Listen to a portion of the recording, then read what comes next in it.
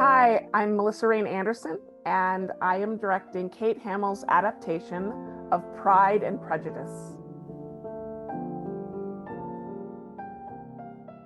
I am most excited for the audience to see a true romp, a joyous adventure, 8 actors playing several different roles, and it's a piece about romance and yearning, which we don't really do anymore in this modern day.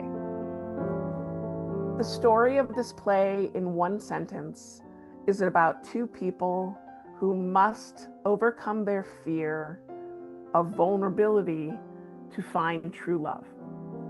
I think the people at IU and in Bloomington will love this production. It's a special occasion because it's actually Jane Austen's 250th birthday this year.